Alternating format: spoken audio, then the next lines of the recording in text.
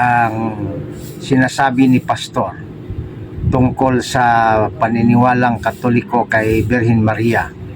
Ating pakinggan at pagkatapos ay ating sagutin ang kanyang mga paratang. Tunay na doktrina o aral na ipinangaral po sa tunay na Santa Maria na nakasulat sa Biblia at ikumpara po natin ito sa doktrina ng Simbahang Romano Katoliko. Kung ang kanilang Santa Maria ay tugma ba sa tunay na Santa Maria sa Biblia? Mga kaibigan, fasten your seatbelt. Ito po ang nakasulat, Lucas 1:46 hanggang 47. Ang puso ko ay nagpupuri sa Panginoon at ang aking espiritu ay nagagalak sa Diyos na aking tagapagligtas. Napakalinaw mga kaibigan. Napakalinaw mga kaibigan na ang tunay na Santa Maria sa Biblia ay kumikilala sa tunay na Panginoon at Diyos na siyang ating tagapagligtas. Pero ang Simbahang Romano Katoliko ay gumagawa ng iba't ibang klaseng doktrina at iba't ibang klaseng ribulto patungkol kay Maria. Sagutin muna natin dyan mga kapatid. Unang-una, tama ang teksto na ginamit mo, Pastor. Hindi mo lang naintindihan na ang Birheng Maria nililigtas ng Diyos o niligtas ng Diyos. Hindi siya ay nahulog sa kasalanan, kundi siya po ay giprebentahan sa kasalanan upang hindi makapasok.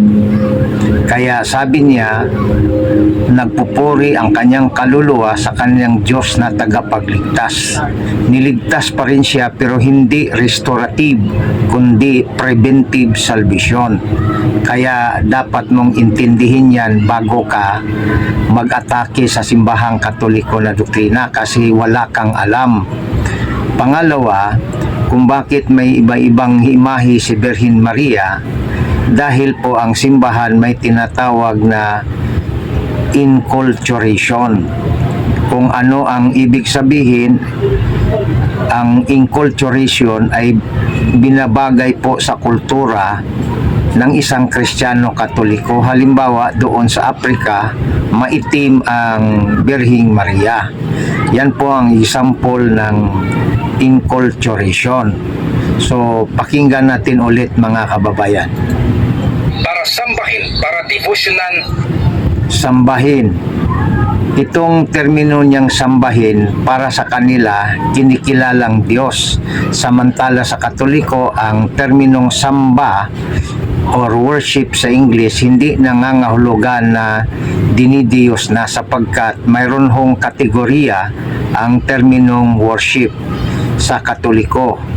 Una, tinatawag sa Latin na latria, ito po ay adoration, worship yan. Pangalawa, itong tinatawag veneration, worship pa rin yan. Ang veneration ay paggalang sa mga santo, katulad ni Birhen Maria.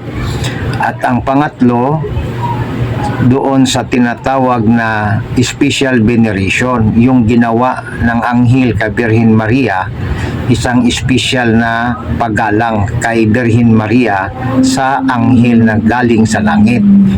Hindi ibig sabihin Diyos na. Kasi sa Biblia, Daniel chapter 2 verse 47, si Haring Nabucodonosor ay sumamba kay Propeta Daniel. Hindi ibig sabihin si Daniel ay Diyos, kundi paggalang sa propeta. Yan ang hindi naintindihan ng mga non-Catholics, atake lang ng atake. Kaya mga kababayan, wag tayong magpabudol sa ganitong mga ngaral. Ang gawin po natin, study our Catholic faith para hindi tayo ma-deceive, madaya. Yan lang po. Maraming salamat at pakipalo mga kababayan at pakishare na rin.